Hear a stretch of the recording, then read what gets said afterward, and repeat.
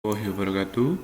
Pada kesempatan kali ini kita bertemu lagi dalam mata kuliah pasar modal dan analisis sekuritas. Baik, kita pada kesempatan ini kita masuk pada bab analisis pada sekuritas. Nah, analisis pada sekuritas ini terbagi menjadi dua kisaran besar ya, analisis fundamental dan analisis teknikal. Di mana analisis fundamental ini terdiri dari banyak langkah ya. Yang pertama, di analisis fundamental kita menganalisis perekonomian makro dan mikro. Yang kedua, kinerja keuangan perusahaan. Ketiga, kinerja non keuangan perusahaan. Keempat, perhitungan nilai perusahaan. Dan yang kelima, value investing. Nah, begitu juga di analisis teknikal. Ini ada teknikal klasik dan teknikal modern. Nah, analisis fundamental ya, saya hanya menjelaskan sekilas pada kesempatan kali ini ya. Analisis fundamental ini merupakan analisis ya yang utama yang dilakukan oleh seorang investor ya. Kita akan berbicara mengenai investor, bukan trader ya. Perbedaan investor dan trader itu biasanya kalau investor itu investasinya jangka panjang, kalau trader lebih ke jangka pendek ya, sampai menengah. Nah, yang untuk investor ini analisis fundamental merupakan analisis kunci ya, analisis pertama yang dilakukan oleh seorang investor untuk menentukan saham itu baik atau buruk ya.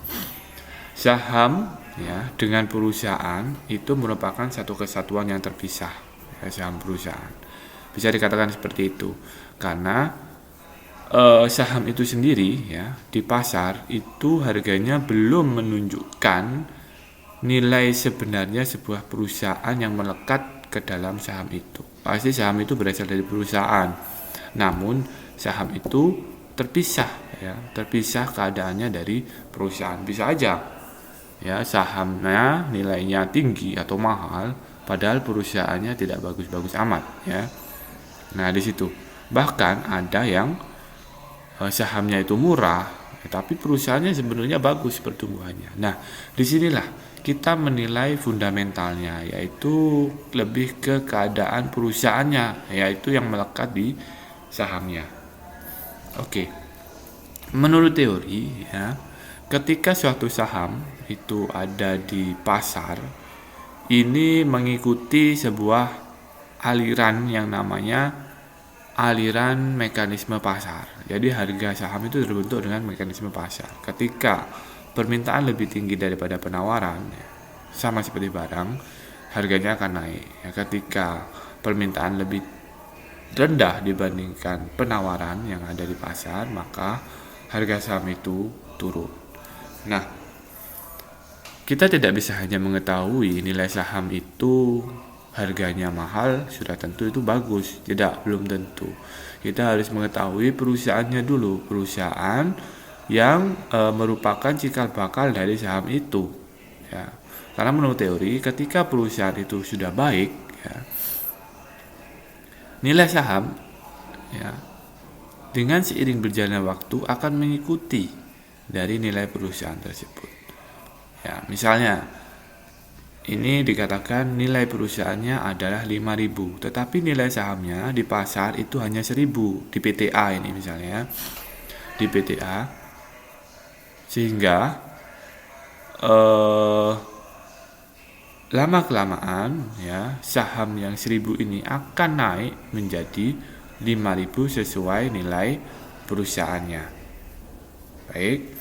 Nah, untuk menilai analisis fundamental, ini yang pertama adalah perekonomian makro dan mikro. Nah, ini harus diperhatikan.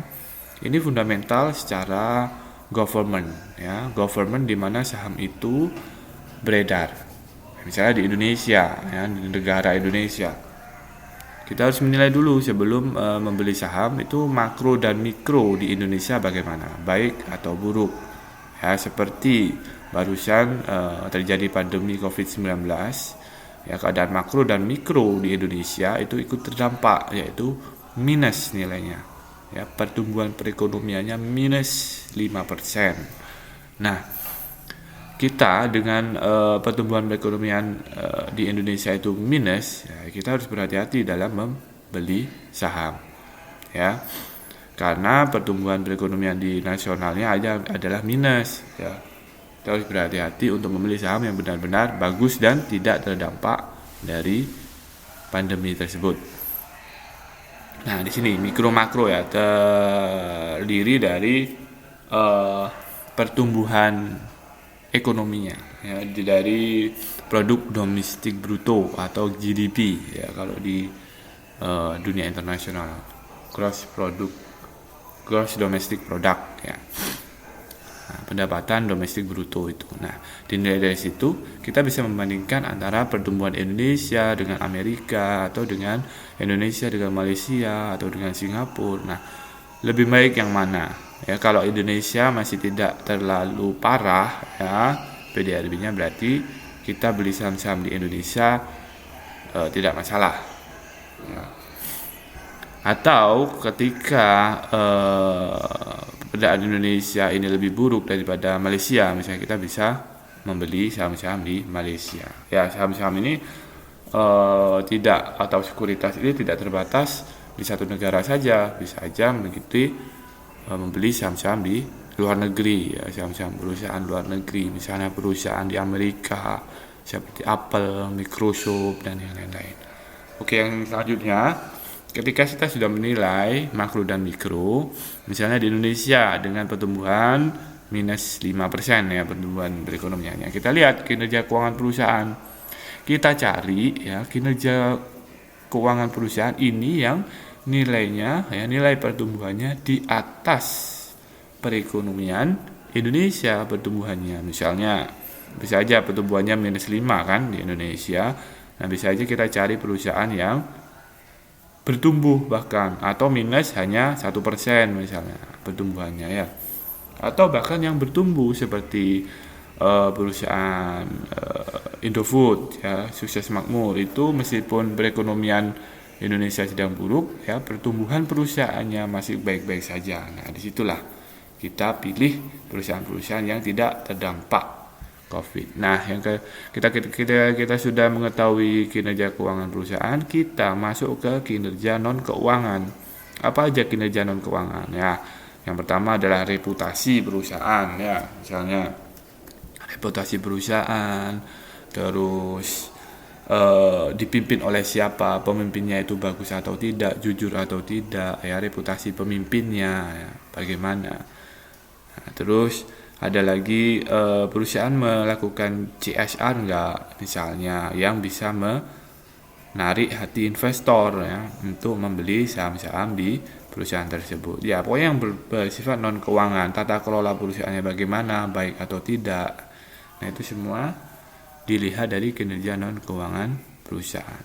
Selanjutnya kita hitung nilai perusahaannya berapa dengan berbagai metode ya, banyak metode. Nah, pada nantinya kita akan bahas secara rinci di bab-bab selanjutnya. Nah, yang terakhir, yang kelima, ini adalah value investing, di mana kita telah mengetahui nilai perusahaan, kita harus mengambil keputusan apakah kita membeli saham itu ataukah tidak ya. Kita investasikan di perusahaan, saham perusahaan itu jangka pendek, menengah atau panjang, itu semua ada di value investing, pengambilan keputusan berinvestasi ya, investasi yang bernilai. Nah, yang kedua ya, setelah kita mengetahui fundamental perusahaan itu ya, kita ke teknikal. Teknikal ini ada klasik dan modern. Nah, teknikal ini adalah analisis ya yang dilakukan yang berasal dari nilai saham secara historis ya, nilai saham. Jadi berbeda, kalau analisis teknikal ini nilai sahamnya di pasar, kalau analisis fundamental nilai perusahaannya yang melekat di saham tersebut. Nah, kalau analisis teknikal ini ada klasik, ada modern. Nah, kalau klasik kita menggunakan penarikan garis-garis secara manual ya di dalam sebuah chart namanya kalau di dalam teknikal ya, candlestick itu namanya ya. Kalau modern kita sudah menggunakan indikator-indikator yang telah disediakan di dalam program ya, di dalam sebuah aplikasi. Oke, baik. Untuk analisis fundamental kita banyak menggunakan yang namanya aplikasi RTI Business di Android ya. Nanti kita akan belajar, kita akan kupas tuntas di bab-bab selanjutnya. Oke, untuk analisis teknikal ini kita menggunakan Stochbit ya. Dimana Stochbit ini sudah lengkap di dalamnya, ada candlestick ya, ada indikator-indikator ya, ada penarikan garis. Nah, semuanya teknikal ada di Stochbit. Ada beberapa sih yang fundamental seperti pertumbuhan industri dan yang lain-lain itu ada di dalam Stochbit, namun kurang representatif ya, cuma untuk analisis fundamental awal ya. Tapi selebihnya Stochbit ini lebih digunakan ke analisis teknikal. Baik, sekian untuk pertemuan kali ini ya. Kita akan ketemu lagi minggu depan. Semoga pertemuan kali ini bermanfaat. Wassalamualaikum warahmatullahi wabarakatuh.